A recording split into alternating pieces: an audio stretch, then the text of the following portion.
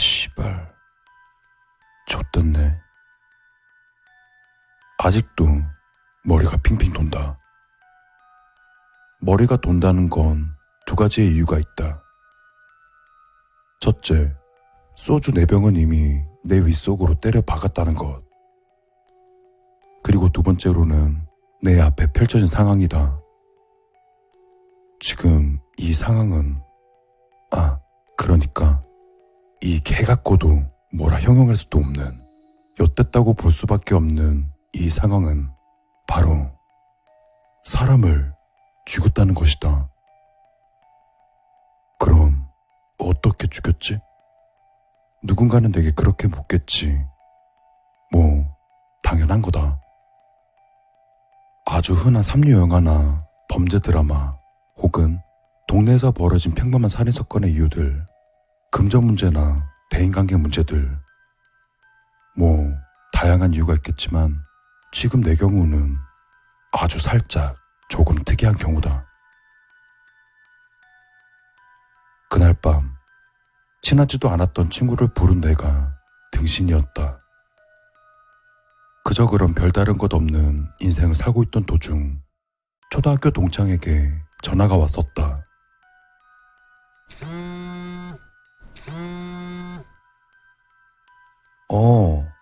여보세요? 자세한 내막 같은 건 시시하니 그냥 넘어가도록 하겠다. 이 이야기를 듣고 있는 당신들은 어차피 이런 얘기 해봤자 지루할 게 뻔할 것이다. 아주 뻔한 이야기일 테니 굳이 말하지 않아도 누구나 이 사건을 이해하기엔 충분할 거라고 생각한다. 어쨌거나 그 녀석을 내 자취방에 초대하여 그간 못했던 이야기들을 나누던 도중 소주 3병을 걸치면서 녀석과 어깨동무까지 하고 별 지랄을 다 했건만 여기 뻗어있는 이 녀석이 내 학창시절 이야기를 거들먹이면서 나를 욕보일 줄은 꿈에도 몰랐었다. 그래서 홧김에 어깨를 밀쳤지만 문지방의 관자놀이를 지켜 그대로 죽어버릴 줄은 전 세계 브로커도 모를 일이었다. 어느 누구라도 이 상황은 5만 가지 생각이 온몸을 훑고 지나갈 것이다. 뉴스 속보에 내 얼굴이 대문짝만하게 나와 쇠고랑 차서 경찰차에 처박히는 생각, 혹은 공소시효가 지날 때까지 잡히지 않고 벌벌 떨며 숨어 지내는 생각. 이도저도 아니라면 그냥 자수하고 마음 편히 깜빵에서 썩는 생각. 이 족같은 상황. 어떡하지 이걸?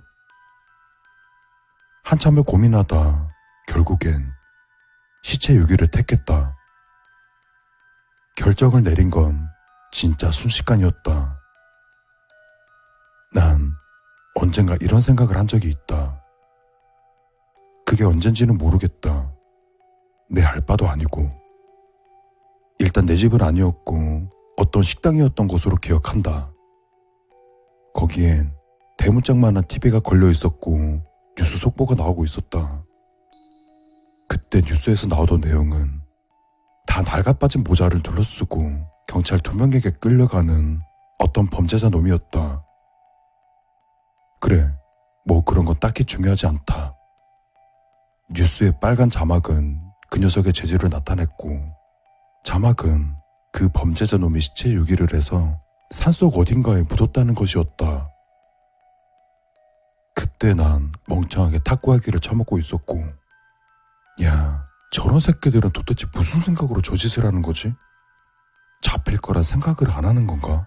라며 한탄을 내뱉고 있었다. 하지만 지금 내가 이거 왜 이렇게 안 빠져? 옷장에서 커다란 검은 가방이 빠지지 않아 중얼거리는 내가 그런 새끼가 될 줄은 꿈에도 몰랐다. 나에게 야, 저런 새끼들은 도대체 무슨 생각으로 저 짓을 하는 거지? 잡힐 거란 생각을 안 하는 건가? 라며 제3의 누군가가 이렇게 짓거리고 있지 않을까. 여기 이사 올 때 짐 정리를 도대체 어떻게 했는지 옷장 안이 개판이었다는 것도 몰랐다. 아니, 지금 그게 중요한 게 아니고 내가 사람을 죽이지 않았으면 옷장 속도 몰랐단 이야기가 되는 것이다. 난 커다란 검은 가방을 빼고 나서 식은땀이 줄줄 흐른 손으로 얼굴을 한번 쓰다듬었다. 그러다 슬쩍 저기 쓰러져 있는 초등학교 동창놈을 바라보았다. 쟤는 왜 나한테 연락을 해서 이렇게 죽어버렸을까? 또 그렇게 친하지도 않았던 놈인데 난 얘를 왜 불렀을까? 또다시 한번 수만 가지의 후회가 밀려오지만 이미 끝나버린 결과를 만회할 수도 없으니 그 녀석의 머리를 들어 끙끙거리며 화장실로 향한다. 이 녀석은 도대체 뭘 처먹었길래 이렇게 무거운 거야? 그리고 얼마간의 시간이 흐른 뒤에 현재 상황이다. 20대 초중반으로 보이는 아가씨가 울상이 다 된 표정으로 내 앞에 있다. 장소는 내 방. 검은 가방은 2개. 가방이 왜 2개냐고? 지금 그대들은 의문이 들 테고 어안이 벙벙해져 있겠지. 근데 어안이 제일 벙벙한 사람은 지금 이 상황에서 나라고 할 수밖에 없다. 세상만사 내 앞을 제대로 예측할 수 없고 제대로 살아가기도 바쁜 인생이다. 인생에 있어 가장 중요한 게 뭐냐고 나한테 묻는다면 난 타이밍이라고 말할 것이다. 타이밍만 제대로 먹혀도 인생 반쯤은 성공한 거다. 근데 내 인생은 좆됐다. 그냥 좆된 게 아니라 진짜 개좆됐다. 동창놈을 가방에 넣어 깊은 강 속에 버리려 했건만 20걸음도 못 걸어서 내 계획은 끝나버렸다. 어쨌거나 오늘의 이야기 포인트는 바로 여기다. 옆집에 나 같은 살인자가 있을 줄은 아무도 몰랐을 것이다. 범행 계기도 똑같고 범행 방법도 똑같고 범행 은닉 처리 방법도 똑같고 허나 다른 점이 있다면 성별과 나이뿐. 그 가방 들어있는 거 혹시? 정확히 10분 전 금발의 여대생이 문을 활짝 열은 나에게 떨리는 목소리로 말했다. 몸을 숨길 여유도 없었다. 내가 문을 열고 가방을 들쳐맬 때 그녀도 끙끙거리며 나랑 똑같은 검은 가방을 들고 있었으니까. 그리고 그녀의 가방 속에도 자신이 죽인 시체가 들어있었겠지. 이거요? 멍청하게 벙쪄있던 나와 별반 다를 것 없이 그녀의 상태도 굳어 있었다. 서로 그렇게 몇 분간 마주보고 있다 지금 이러고 있다간 큰일 나겠다 생각하고 가방을 있는 힘껏 집으로 다시 던지며 퍽 하는 소리가 복도에 울려 퍼질 때까지 또 가만히 있다가 문제의 그녀한테 손짓을 하면서 말을 꺼냈다. 저기 일단 들어와 보실래요? 네? 아니 빨리 그 가방은 집 안에 던져놓고 빨리요. 네. 화목한 아침 인사를 하는 것 마냥 여대생을 집 안에 들여오기는 성공했었다. 분명히 사건이 벌어지기 전의 방과 지금의 방은 똑같은데 무언가 180도 달라져 있다. 그건 이 여자가 집 안에 들어와서 그런 것도 아니고 저기 고깃덩어리가 된 동창놈 때문도 아니다. 이 말도 안 되는 상황 때문이다. 아니 어떤 놈이 운이 이렇게 지지리도 없을까? 그 검은 가방 안에 든 거 시체 맞죠? 이 여자 시선을 회피하고 몸을 베베 꼬기 시작한다. 뭐 이쯤 되면 서로 알 거 다 안 사이가 돼버렸다고 장담할 수 있다. 그러니까 너도 살인자, 나도 살인자. 이거 쌤쌤이네. 핏물은 다 뺐어요? 얼핏 보면 정육점에서 고기 썰면서 들을 법한 말이지만 그 고기가 사람 고기라면 분위기가 상상도 못하게 소름 돋게 된다. 여대생은 벌벌 떨고 있다. 당연한 현상이다. 보통의 사람이라면 사람을 죽인 것만으로 제정신이 아닐 정도로 온몸이 떨릴 거다. 거기다 토막까지 냈으니 정신이 붕괴되는 거야 당연지사. 하지만 냉정해지자. 냉정해질수록 상황을 더 유리하게 볼 수 있다. 지금 난 소풍 온 게 아니다. 더더욱 지금은 공범 아닌 공범 비스무리한 목격자가 되어버린 이 여대생과 나와의 끔찍한 유대적 관계. 이걸 어찌 풀어가야 하는가? 방에서 슬슬 고약한 냄새가 풍기기 시작한다. 날이 더워서 그런지 시체가 금방 썩어가는 듯했다. 내가 시체에 관해 물어도 이 여자 모르쇠 일간이다. 묵비권 행사다 이건가? 어차피 똑같은 입장일 텐데 앞만 가려봤자 너나 나나 이미 끝난 건 똑같다. 이쯤 되면 서로의 입을 막을 무언가가 필요했다. 입막음 될 수밖에 없는 것이라곤 당연히 서로 같은 처지에 어느 한 명이라도 이 상황을 신고했다가 어느 한쪽이 불리해질 수밖에 없을 테고, 토막까지 낸 이상 경찰에 걸리고 싶지 않은 건 피차 일반이다. 그런데도 내가 입을 막을 무언가가 필요하다는 것은 나와 이 여대생 둘 중 누구 하나가 먼저 걸릴 때 일이다.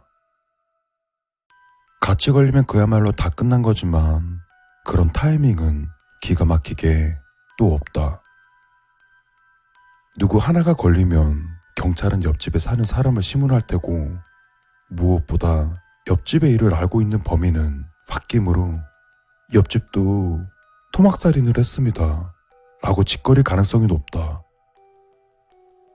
만에 하나 그런 불상사가 생긴다면 감옥에 가는 거야 시간 문제일 것이다. 그러면 이 여자의 입을 어떻게 막아야 하는 걸까? 일단 진정하고 좀 앉아요.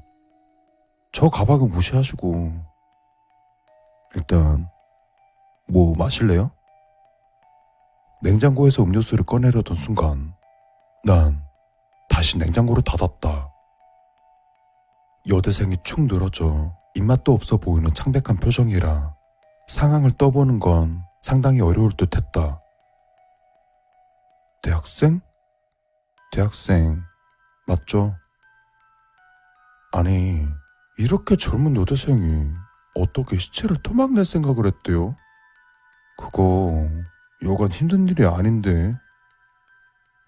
나도 토막내긴 했지만. 싱크대 앞에서 뒷머리를 긁적이며 여자를 바라본 나는 계속해서 머리를 굴려봤다. 최후의 수단은 이 여자를 죽일 수밖에 없을 것이다. 하지만 그렇게까지 한다면 경찰에 걸릴 위험은 2배로 높아질 테고, 난 살인자가 아니라 타의에 의한 살인자로 남고 싶은 것이다. 그리고 여러 가지 생각을 할 때쯤 갑자기 여자가 고개를 들고는 의문이 가득한 표정을 지었다. 저기요, 아저씨. 아까부터 핏물이다, 시체다, 토막이다 이러시는데 무슨 소리세요? 뭐? 이 여자 지금 뭐라고 한 거지? 이 여자 분명히 사람을 죽인 거 아닌가? 나도 모르게 손에 들고 있던 컵을 떨어뜨렸다. 이런, 좀 더 생각을 했어야 했다. 아까 그 검은 가방에 들어있던 게 꼭 시체가 아닐 수도 있는데 왜 시체라고 확정을 지어버린 거지? 아니, 그건 당연히 시체 아닌가? 시체일 수밖에 없다. 이 야심한 새벽 3시에 사람이 들어갈 만한 큰 검은 가방을 낑낑거리고 나온다는 건 당연히 사람을 죽여서 묻으려는 게 아니겠는가? 고개를 젓는다. 현기증이 일었다. 내가 내 범죄를 사방팔방에 알려버린 꼴이 되고 만 것이다. 심호흡을 가다듬고 생각을 정리한다. 그럼 아까 들고 있던 검은 가방에 들어있는 건 도대체 뭐지? 시체가 아니라면 뭐가 들어있다는 건데? 아니, 그럼 그 검은 가방에 들어있던 건 뭔데요? 네? 그건 또 고개를 숙인다. 이 여자 또 말이 없다. 시체가 아니고선 이렇게까지 숨길 이유가 있나? 이렇게 된 이상 그 검은 가방 안에 들어있는 걸 당장 확인해보고 싶은 상황이다. 여대생은 지금 당장이라도 쓰러질 것 같은 표정이었고 내가 그 검은 가방을 확인해본다고 한 순간 나를 뜯어말릴 기세로 나에게 달려들었다. 뭘까? 시체보다 더 숨기고 싶은 게 도대체 뭐지? 아니, 아가씨, 도대체 거기에 들은 게 시체가 아니면 뭐냐니까? 이렇게 된 이상 나도 곧대로 아가씨 못 보내겠어. 저기 있는 내 가방 안에 든 거는 뭔지 당연히 알 테고 뭘 믿고 이대로 보내. 살인한 이유 따위야 뭔들 중요하겠어? 어쨌든 난 아가씨 가방 안에 들어있는 게 뭔지 꼭 알아야겠어. 끝까지 말을 안 하고 버티는 이 여자. 이젠 좀 짜증이 머리 끝까지 솟아오르기 시작했다. 반응을 봐서는 시체는 아닌 게 확실하다.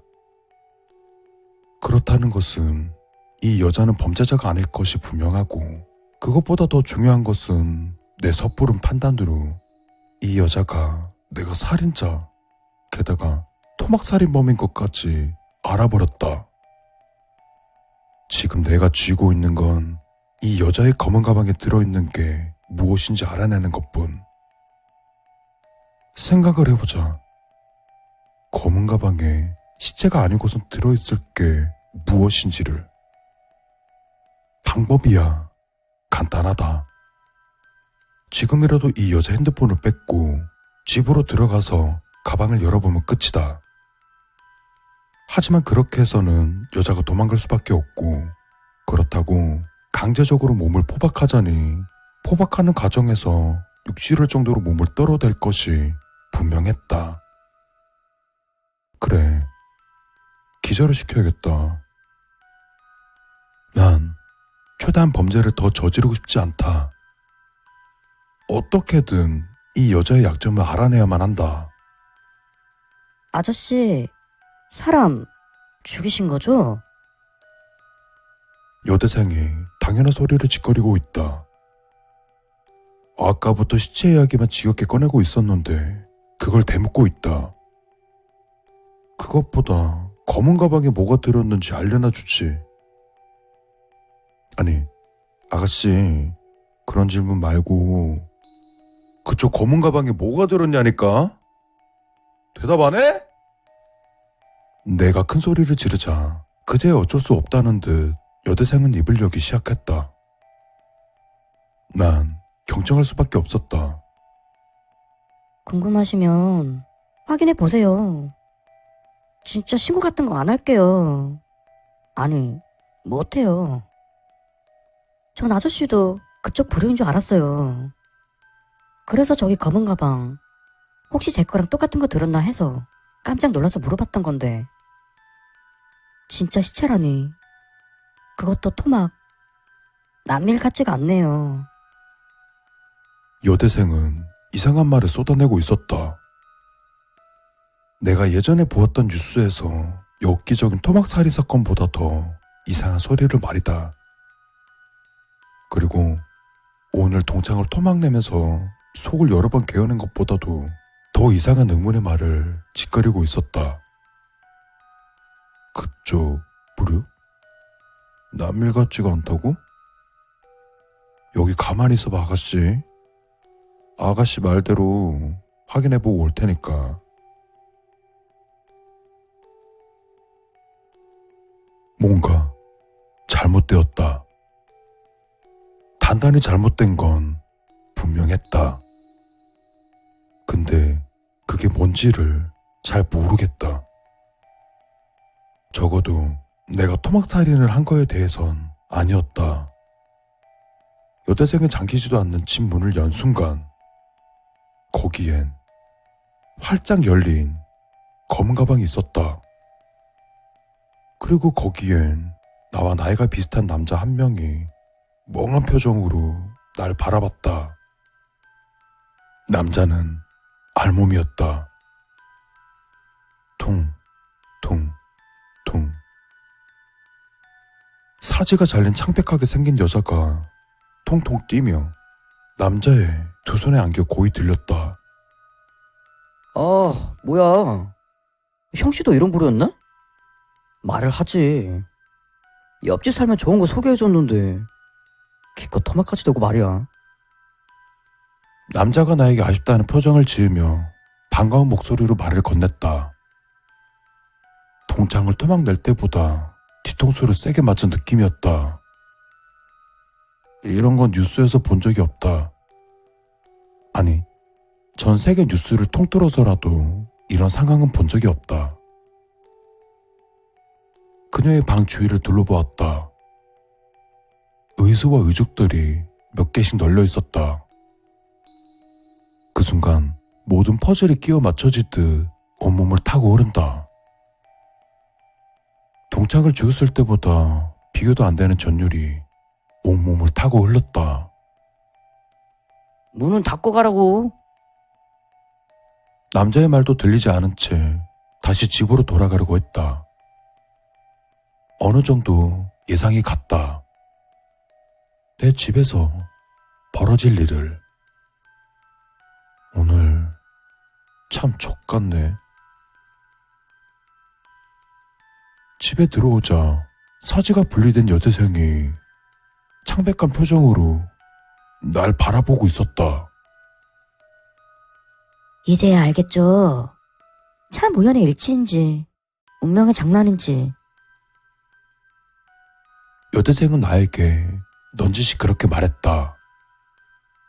난 아무 말도 하지 않고 동창을 토막낼 때보다 더 떨리는 두 손으로 검은 가방을 집었다.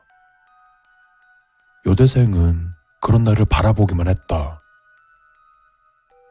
집 밖을 나와 차에 시동을 걸고 트렁크에 검은 가방을 넣고 운전석에 앉아 한참을 있었다. 이제 제정신으로는 절대 못 살 거다. 잡히든가 안 잡히든가. 아, 씨발.